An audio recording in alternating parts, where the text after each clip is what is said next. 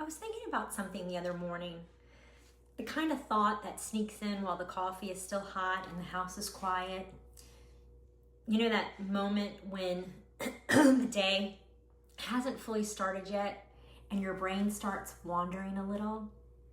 And I caught myself thinking, when did we all get the message that life is supposed to slow down after 50?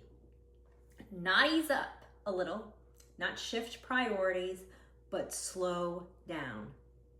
Almost like someone somewhere decided that once women hit midlife, the most exciting chapters are already behind us. And the funny thing is, I don't feel that way at all. And I don't think any of us do. If anything, I feel like something inside me has woken up. So if you are new here, welcome to the channel. I am really glad that you found this little corner of YouTube. This channel is kind of like sitting down with a friend and having the conversations women our age are actually thinking about, but don't always say out loud. The midlife stuff, the reinvention stuff, the what do I do now stuff. Because somewhere along the way, a lot of us reach this moment where we start looking around and realizing the kids are older, or grown with their own families. The career is established, or the career is finished. The house is quieter. And suddenly, there's this space.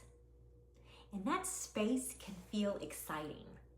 But it can also feel a little unsettling because for so many years, we've been focused on everyone else's needs. And now the question shifts. Now the question becomes, what do I want? I think that Gen X women are in a really interesting place right now. We were raised to be independent. We were told we could do anything.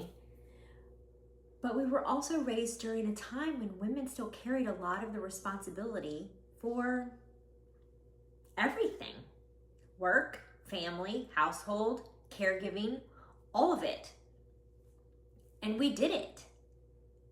We built our careers, we raised families, we showed up for everyone, but somewhere in the middle of all of that responsibility, a lot of women quietly placed themselves at the bottom of the list.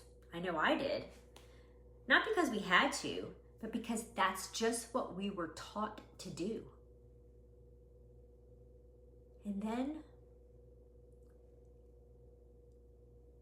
And then something interesting happens in midlife. We start asking questions. Questions like, is this the life I want for the next 20 or 30 years? Not in a regretful way, but in a curious way. I see it happening everywhere now. I'm sure you do too. Women in their 40s, 50s, even 60s, starting businesses, launching podcasts like me, going back to school, traveling solo, taking care of their health in a deeper way, learning new skills, trying creative things that they never made time for before. And I love watching it. I love being a part of it because it feels like this quiet little revolution that nobody announced, but we all feel happening. It's like women in midlife are collectively saying, okay, I did what I needed to do. Now I want to see what else is possible. For me, that curiosity showed up in a lot of ways. Some of you know I've spent years in the health and fitness world. I've been a trainer. I studied nutrition. I had a successful online business. Health has always been important to me. But even with that background, I've noticed something about midlife that nobody talks about enough. Our energy shifts. Our priorities shift. And sometimes even our identity shifts. Mine did, but I'll get to that in a minute. You start realizing that who you were at 35 might not be exactly who you are now. And that's not a bad thing. That's growth. After I hung up my trainer hat, I went back to a 9-to-5. And I have pivoted there over the last few years. And now I'm in a position that I love, but more importantly, at a company that I love even more. That transition taught me a lot about listening to myself, embracing change, and realizing that reinvention doesn't always have to be dramatic. Sometimes it's just finding your place in a new chapter.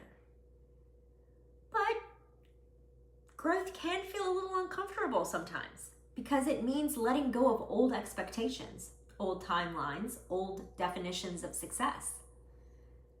But here's the part that I love about this stage of life. We are not 25 anymore. And honestly, that's kind of the best part because by this point, we've learned some things. Hell, we have learned a lot of things. We know what matters. We know what doesn't. We've survived hard lessons. We have survived hard seasons. We've made mistakes. We've changed directions. We've figured out how resilient we actually are. And somewhere in the middle of all of that life experience, something else happens. We stop worrying quite so much about what everyone else thinks.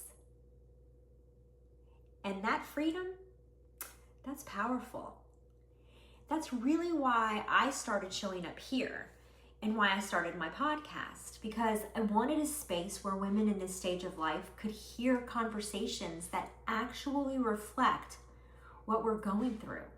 Not the stereotypes, not the over-the-hill jokes, but the real stuff, the reinvention, the health conversations, the confidence shifts, the rediscovering yourself piece, because midlife isn't an ending. It's a transition, and transitions are where some of the most interesting stories begin. So if you are watching this today, and you've been feeling that little nudge inside, that curiosity, that whisper saying, maybe there's something more I want to try, I just want you to know that you are not the only one. A lot of women are standing right in that same place, looking at the next chapter and thinking, okay, what do I want this part of my life to look like? And the beautiful thing about this stage, we get to decide. So around here, we talk about all of it. Health, mindset, midlife reinvention, the things that no one warned us about, and the things that actually get better with age. And if those are the kinds of conversations you enjoy, then make sure you subscribe to this channel. So just click that subscribe button so that you don't miss the next video.